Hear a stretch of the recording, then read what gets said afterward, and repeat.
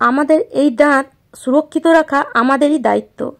আমরা যদি দাঁতে একটু গাফিলতি করি তাহলে এই দাঁতে আমাদের নানান রকম সমস্যা দেখা দেয়, যেমন দাঁত হলুদ হয়ে যাওয়া, দাঁতে পোকা লাগা, মাড়ি থেকে রক্ত পড়া। আর এই সব সমস্যা হলে কারোর সঙ্গে কথা বলতেই আমাদের লজ্জা লাগে, কেননা আমরা যখন কারোর সঙ্গে কথা বলবো তখন সামনের মানুষটা আমাদের দাঁত দেখতেই পাবে, আর এতে আমাদের খুবই লজ্জা লাগে দাঁত যদি কোনো কারণে খারাপ হয়ে থাকে। আবার অনেক সময় মুখ থেকে আমাদের গন্ধ দেয়, পায়রিয়া হলে আমাদের মুখ থেকে খুব বাজে গন্ধ দেয়, তখনও আমাদের কথা বলতে কারোর সঙ্গে খুবই লজ্জা লাগে। তো হ্যালো বন্ধুরা, কেমন আছো তোমরা? আশা করি ভালো আছো, আর আমিও ভালো আছি। আর এই ধরনের সমস্যা যদি তোমাদের দাঁতেও থাকে, বা তোমাদের বাচ্চাদের বা বাড়িতে যদি কোনো বয়স্ক মানুষ থাকে তাদেরও যদি দাঁতে থাকে, তাহলে আজকের ভিডিওটি একবার হলে অবশ্যই দেখো, কেননা এই ধরনের সমস্যা ডাক্তার দেখানো থেকে যদি আমরা ঘরোয়া টুটকা বা ঘরোয়া টিপসে ঠিক করি তাহলে আমাদের বেকার ডাক্তারকে আর টাকা দিতে প্রয়োজন লাগবে না।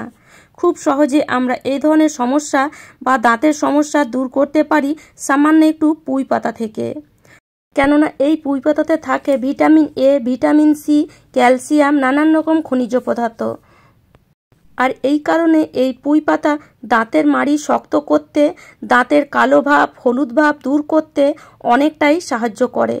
তো চলো, এটাকে খালি এইভাবে ব্যবহার করলে হবে না, এটাকে কিভাবে ব্যবহার করতে হবে সেটা আজ আমি তোমাদের সাথে শেয়ার করব।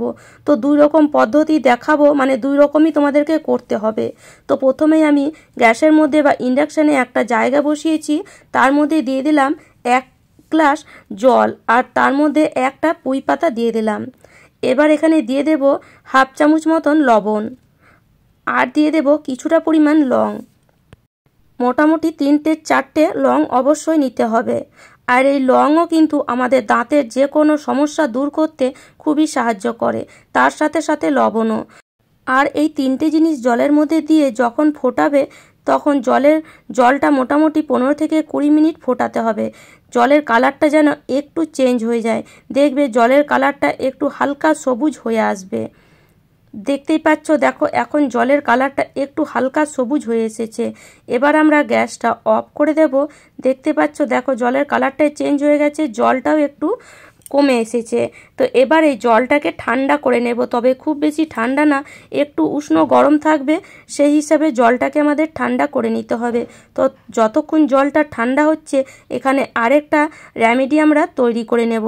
তো এর জন্য আমি আবার একটা পুঁই পাতা নিয়ে নিয়েছি, আর এই পুঁই পাতাটাকে ছোট্ট ছোট্ট পিস করে কাঁচির সাহায্যে কেটে নেব। তোমরা চাইলে ছুরি দিয়ে ওটাকে কেটে নিতে পারো, তবে এইভাবে কাঁচি দিয়ে কাটলে কি হবে, খুব মিহিন করে তোমরা কাটতে পারবে।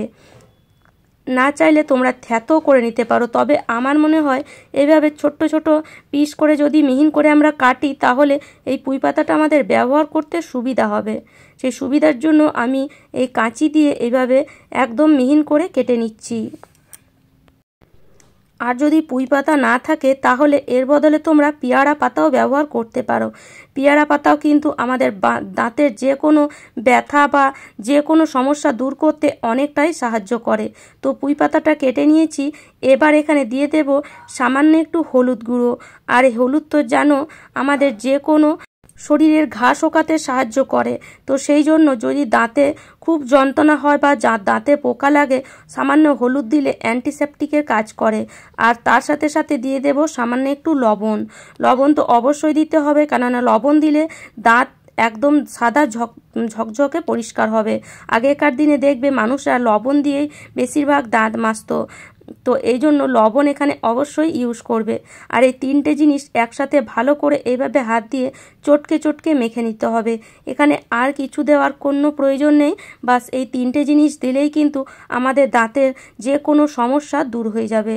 পুঁই পাতার সঙ্গে ভালো করে এমন চটকে মাখবে যেন লবণ আর হলুদ পুঁই পাতার মধ্যে ভালো মতন ঢুকে যায়, কেন প্লেটে যেন আলাদা করে লবণ হলুদ না দেখা যায়। দেখতে পাচ্ছ, দেখো খুব ভালো মতন ঢুকে গেছে।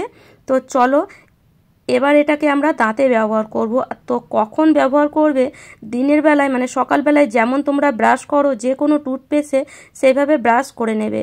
যখন রাতে ঘুমাতে যাবে, খাওয়া দাওয়ার পরে ঘুমাতে যাওয়ার আগে এইভাবে এই পুঁই পাতাটা এইভাবে দাঁতের মধ্যে আঙ্গুল দিয়েই ব্রাশ করে নেবে। আঙ্গুল দিয়ে ব্রাশ করলে কি হবে, পুঁই পাতাটা আমরা ভালো করে দাঁতের মধ্যে লাগাতে পারবো। লবণ হলুদটাও আমরা দাঁতের মধ্যে ভালো করে লাগাতে পারবো। তো আঙ্গুল দিয়ে ব্রাশ করলেই ভালো হয়। আর তোমরা যদি আঙ্গুল দিয়ে ব্রাশ না করতে চাও তাহলে ব্রাশ ব্যবহার করতে পারো, তবে আমি সাজেস্ট করব আঙ্গুল দিয়ে তোমরা এইভাবে ব্রাশ করে দেখো। একদিন ব্রাশ করলে তোমরা বুঝতে পারবে তোমাদের দাঁতের পার্থক্যটা। যদি দাঁত হলুদ হয়ে থাকে তাহলে দেখবে কিছুটা হলেও দাঁতটা পরিষ্কার লাগছে, বা যদি দাঁতে পোকা থাকে খুব ব্যথা করছে, এইভাবে একবার ব্রাশ করলে দেখবে ব্যথাটা অনেকটাই কম আছে। আর যদি রেগুলার এইভাবে ব্রাশ করো তাহলে তো কিছুদিনের মধ্যেই তোমরা তফাৎ বুঝতে পারবে। দাঁতে পোকা থাকলে পোকা দূর হয়ে যাবে, হলুদ হয়ে থাকলে সাদা হয়ে যাবে, কালো হয়ে থাকলেও দাঁত একদম পরিষ্কার ঝকঝকে সাদা হয়ে যাবে। যদি দাঁতে পায়রিয়া থাকে সেটাও দূর হয়ে যাবে, দাঁত থেকে যদি রক্ত পড়ে সেটাও দূর হয়ে যাবে। মানে দাঁতে যে কোনো সমস্যার সমাধান এই সামান্য পুঁই পাতা আর নুন হলুদতেই পাওয়া যাবে। তো এইভাবে দেখো, যেমনভাবে আমি ব্রাশ করছি একদম ঘষে ঘষে ঠিক সেইভাবে করে নিয়ে ভালো করে মুখটাকে প্রথমে ধুয়ে নেবে। তারপরে এই যে জলটা আমরা বানিয়ে রেখেছিলাম, এই জলটা এখন হালকা গরম আছে, খুব বেশি কিন্তু গরম থাকলে মুখে নিতে পারবে না, সেই জন্য হালকা মুখে নেওয়ার মতন গরম কিন্তু থাকতে হবে। একদম ঠান্ডা করে জলটাকে নিলে কোনো কাজ দেবে না। তো সেই জন্য হালকা গরম থাকা অবস্থাতেই জলটাকে ব্যবহার করতে হবে। তো মুখ ধোয়ার পরে তারপরে সঙ্গে সঙ্গে এই জলটা দিয়ে মুখটাকে কুলকুচি করবে। যেমন দেখো আমি দেখাচ্ছি, এইভাবে পুরো মুখটার মধ্যে জলটাকে ঘোরাতে হবে আর এইভাবে কুলকুচি করতে হবে যাতে দাঁতের গোড়ায় গোড়ায় যেন জলটা পৌঁছায়।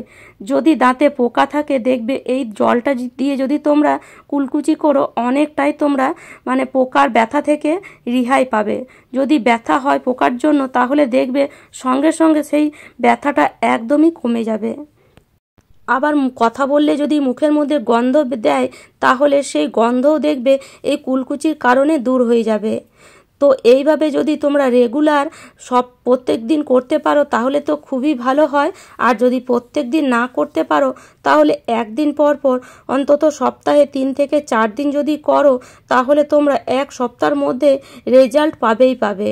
এত তাড়াতাড়ি কাজ করে যে তোমরা না ব্যবহার করলে বুঝতে পারবে না।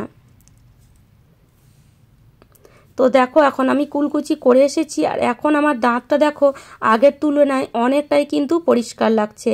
তবে একদিনে খুব একটা তফাৎ না বুঝতে পারলেও তোমরা এক সপ্তাহে রেজাল্ট বুঝতে পারবে।